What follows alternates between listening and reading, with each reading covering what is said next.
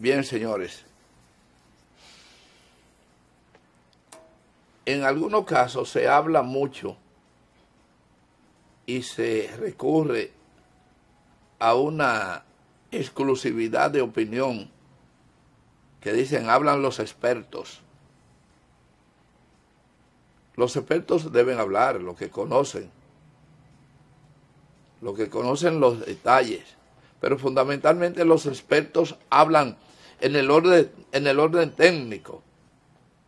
La opinión pública habla en el sentido general. Hablábamos ahorita del transporte y dejamos una parte para el final porque hay una situación que la tenemos que abordar con responsabilidad. Miren, la tendencia del tránsito urbano está identificada desde hace mucho tiempo. No es una política de un gobierno específico, mucho menos este gobierno que tiene 2 años, algo más de 2 años en ejercicio del poder y llegó al poder bajo condiciones muy especiales que hay que tomar en cuenta, aunque sin justificar muchas cosas, porque también hay quienes viven justificando lo que hizo el que se fue en el pasado. Eso tiene un sentido hasta un punto, pero no es justo que usted va a una dependencia del Estado ahora y le dicen, no te podemos hacer eso porque no tenemos papel. ¿Y por qué no tienen papel? Ah, porque el gobierno pasado se llevó la máquina o se llevó los dispensadores. Ya eso no tiene cabida. Óiganlo bien claro. Funcionarios ineptos que a 2 años en una posición estén esgrimiendo ese tipo de argumentos, pues sencillamente quedan fuera de la consideración de un público inteligente. Hablábamos ahorita sobre el problema del transporte vehicular, fundamentalmente en el casco del distrito o del Gran Santo Domingo. Y ahora vamos a decir otra cosa. Pero quiero resaltar que nuestra opinión es una opinión general de sentido común. La opinión técnica la tienen que dar los expertos. Y vamos a ver. Miren, señores, este país hace falta urgente, desde antes de este gobierno y el que se fue, este país demanda un sistema de transporte totalmente diferente. Es más, desde el gobierno de Hipólito Mejía a esta parte, y quizá un poco de una parte de Leonel Fernández, porque hay que entender que Leonel Fernández se enfrascó en el asunto del metro. Tuvo un impacto positivo en el transporte urbano y también en el asunto de AMET. Recuérdense que verdaderamente AMET y el metro fueron 2 obras importantes de movilización del transporte que tuvieron impacto en su época. Ahora, ni el propio Leonel Fernández, hasta Luis Abinader, en el día de hoy, y los que dentro de ese espacio gobernaron, tuvieron la visión o el coraje, a lo mejor tuvieron la visión, pero no el coraje, de enfrentar la solución, o al menos una gran parte de la solución del transporte en la República Dominicana.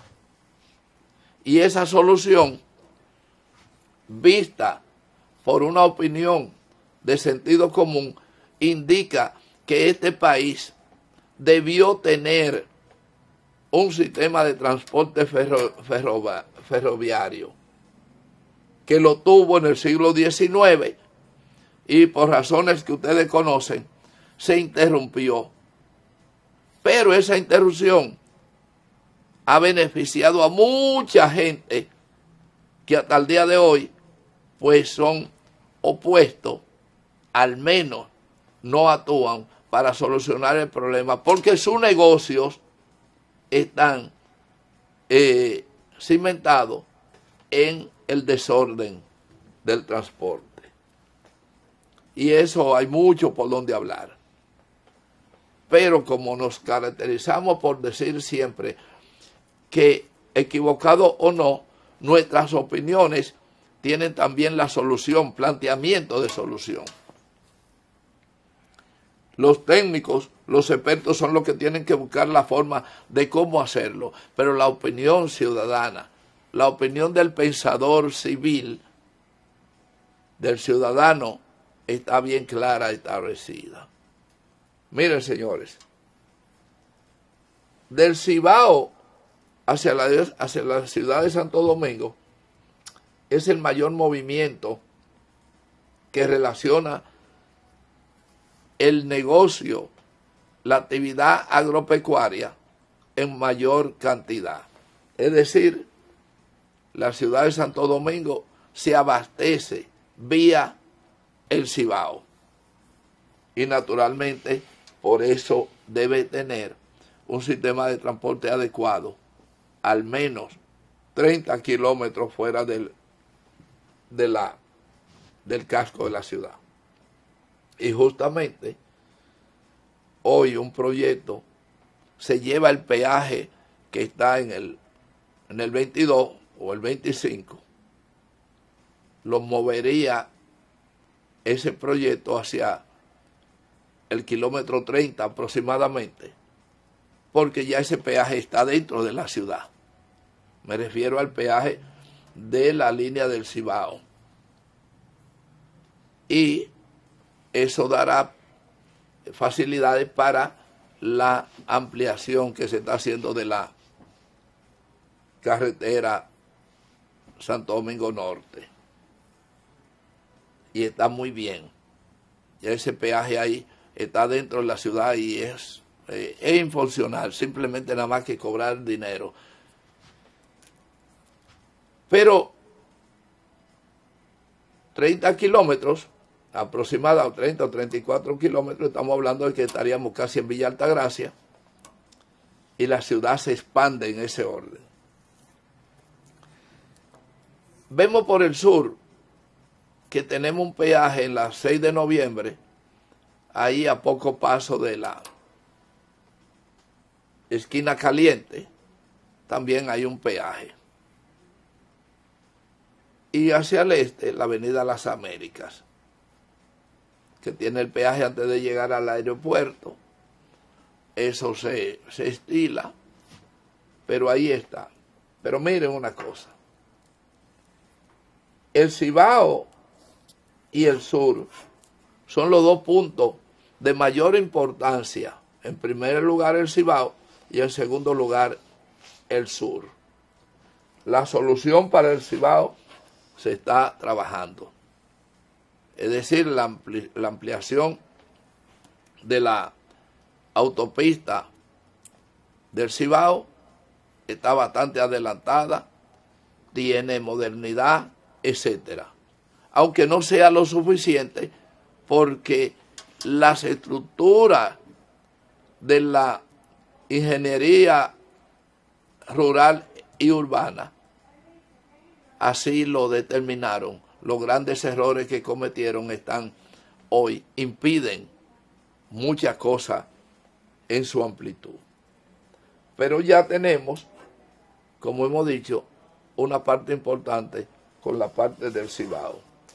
La segunda parte es el sur. Y como estamos en medio del juego del tiempo, queremos decir lo siguiente. Miren, partiendo de las 5 de la, perdón, partiendo de la Isabel Aguiar, la esquina caliente, hasta San Cristóbal, hasta Baní, tenemos una vía de gran importancia que hace tiempo debió tener un transporte ferroviario en ese tramo. Para no hablar de que la ferrovía se necesita hasta Pedernales, Montecristi, en todo el país. Desde un tiempo a esta parte ha sido una necesidad de los gobiernos la construcción de la ferrovía en todo el país. Pero ¿saben qué? En casi todos los gobiernos han habido grupos de peso económico que han boicoteado esa posibilidad. Grupos, señores, grupos económicos aquí han boicoteado las posibilidades de iniciar un sistema de ferrovía, ferrocarga y pasajeros en la República Dominicana. Y los gobiernos, todos han sido víctimas de ese chantaje de un sector que tiene un gran negocio con el transporte y de todas maneras han boicoteado y chantajeado a diferentes gobiernos. Hoy el grito es la construcción inicial de la capital a Baní y la ferrovía del Cibao. Todas son importantes porque una aplica al turismo y otra aplica al movimiento de carga que tiene que ver con la agroalimentación nacional. Alguien que me esté viendo dice, pero ven acá, ¿de qué está hablando? Es que este hombre no sabe que este país está quebrado, que no hay dinero para eso. No hay una mentira más grande que esa, esgrimida incluso por los gobernantes, por los gobiernos, que viven diciendo no hay dinero para hacer tal cosa. Es mentira. Hoy no tenemos una prueba. Con esos 19,000 millones y otros, se hace cualquier obra. Y entonces, de alguna parte han sacado ese dinero, físicamente. Entonces, no. El dinero existe. Lo que no ha existido es la buena voluntad. Primero, para fajarse con sectores propios de los gobiernos, porque son los dueños del transporte, son los dueños de toda una serie de trampas. Y repito, no estoy hablando de este gobierno exclusivo, este gobierno tiene su parte de 2 años. Estoy hablando de 20 años, de un periodo de 20 años que debíamos tener este país totalmente comunicado vía ferrocarril. Y ahora, obviamente el gobierno dice no hay dinero, pero se sigue mintiendo al pueblo. No es que no hay dinero, es que no hay una decisión. Vamos a concesionar. Señores, empeñar al país a cambio del desarrollo es válido. Si llámense los británicos, los chinos, los coreanos, los mexicanos, los españoles, los norteamericanos, si a ellos tenemos que empeñarle el país a cambio del desarrollo, vámonos a empeñar. Lamentablemente, ¿qué tú haces para tener un bien que necesita vital y a veces hasta un medicamento de tu familia? En mi casa, empeñar los zapatos, en mi casa, empeñar el traje que tiene ahí, que en una ocasión lo compraste y todo. Hay que empeñar. Ahora, lo que no se debe empeñar es la soberanía del Estado. Yo hice un lío para mi casa. Entonces, esa soberanía que no es negociable, entonces sí es lo que hay que cuidar. Para construir el transporte el ferrocarril en la República Dominicana, basta concesionarlo a gente serio en buena negociación, que eso es a cambio del desarrollo del país. Hay muchos amigos míos que dicen que eso no es correcto, que yo estoy perdido. Está muy bien, pero ellos viven empeñando y cogiendo préstamos para hacer y desarrollarse. Y algunos son ricos en base a préstamos tomados. Entonces el Estado no puede empeñar la propiedad del Estado para desarrollar al Estado. No, eso es aberrante. Y finalmente terminamos diciendo que hay que volver o buscar la inversión estatista, es decir, que el Estado conjuntamente con la fuerza pyme del país, el Estado intervenga invirtiendo parte en determinadas obras importantes para poderlas realizar. De lo contrario, nuestro desarrollo seguirá en cuestionamiento. Necesitamos estadistas que entiendan que el Estado debe participar en la dinamización y la inversión en el país para poder dar un salto y en lo adelante hacer fuerte a un sector privado, pero al mismo tiempo establecer las reglas necesarias a través del Estado. Será hasta mañana cuando estaremos de nuevo con ustedes hablando de todas estas cosas que de una u otra manera tienen sus amigos y sus enemigos, pero habida cuenta es de sentido común. Hasta entonces.